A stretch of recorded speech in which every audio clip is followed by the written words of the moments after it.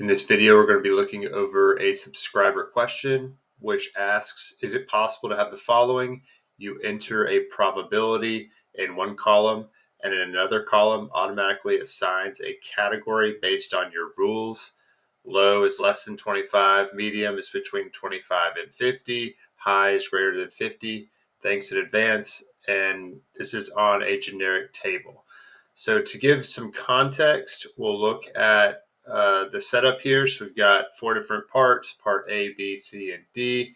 We've got this generic part, which has this value property called probability. And we've assigned default values for each of these parts probability. So we got 5, 32, 65, and 100. And then we could create this probability legend, which takes the value properties values and it basically sorts them by the number. So if I were to change this from 5 to 55, you would see that it would dynamically change colors from low to high. Assuming high is bad, maybe it's like risk or something like that. So I'll do Control Z, bring it back to 5, turns it back to green. So what we've done is we have created a legend, and in that legend, we have 3 different legend items, and we have added a MetaChain to basically create that rule set. To basically say if it's greater than 0 and it's less than or equal to 25, if both of those are true, then the block will change to green. And we can go into detail about each of these specific MetaChains within here. And we will in a second, but I'm just going to move forward and go through each of them quickly first. So the second one has a very similar operation, this and with greater than 25 or less than or equal to 50, which has very similar stuff. And then the last one is high, and you can do the same thing. We're greater than 50, less than or equal to 100.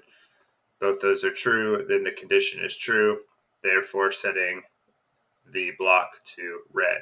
So they asked for that in a table. So this is what it would look like in a table where you have your parts right here, part A, B, C, D, and then I've actually gone in and pulled just the value property probability to show right here.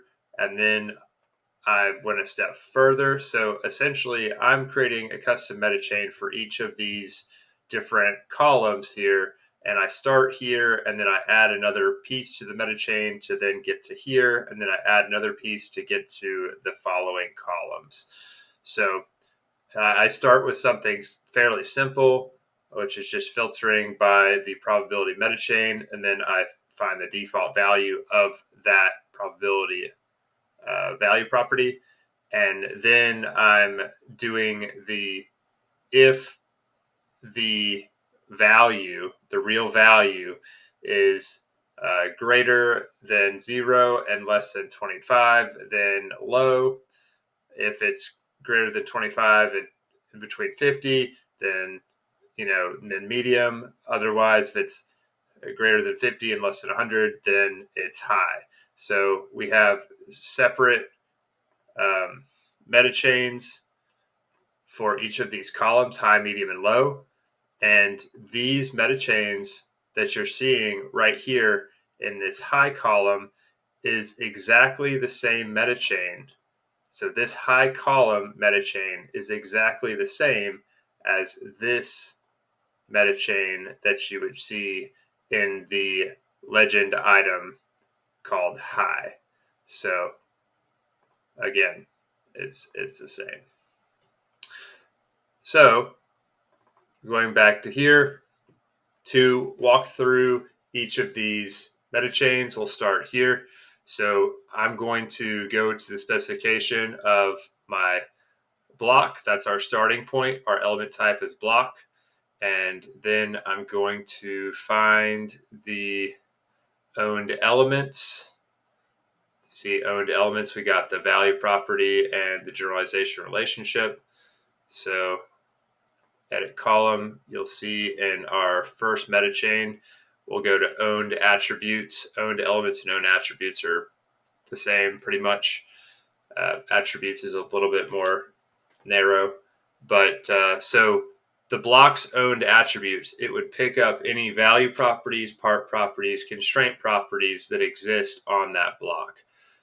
And then what I'm doing here is I'm filtering all of the owned attributes to only show me the value properties. So that's going to filter out the constraint property and the part property and all those other reference properties or other properties that exist. So I'm filtering by value property that's on that block. And then I'm going to find, because now I'm looking at a list of value properties, the value property that is titled probability. And so that's all I'm doing. So I'm finding the value properties that are attached to this block with the name probability. So now that I've done that MetaChain is going to be my starting point to find the real value. So this context find one was exactly what I had in this probability value property column. So I'm starting with this, and then, which is a value property. So I start with the value property. I can go to the default value of that value property. Then I can go to the literal real, and then the value of that literal real number, which will then output me with these numbers that you see here. And I want that because I want to compare that literal real number in the high, medium, and low columns. So looking at the high column first, again, we'll start with this real value column MetaChain, and that would live right here. I've done it twice. So prob value is essentially this column's MetaChain.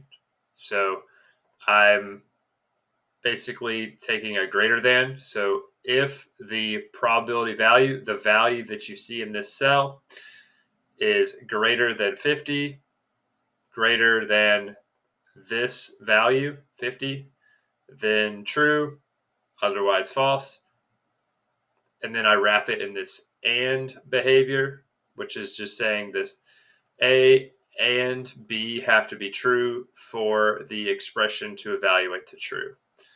So obviously 5 is false because it's too low, but let's look at this part D. So 100 is going to be greater than 50, therefore it is passing the A test, and it is less than or equals to 100.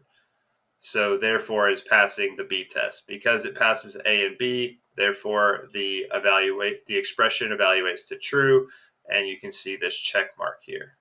So we're doing the exact same thing for each of these different MetaChains.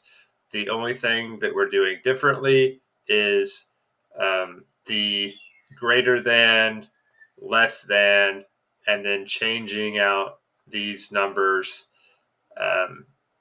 as we see fit. And so you can just scroll down and go to real to get that real number for that aspect right there. And that's pretty much it.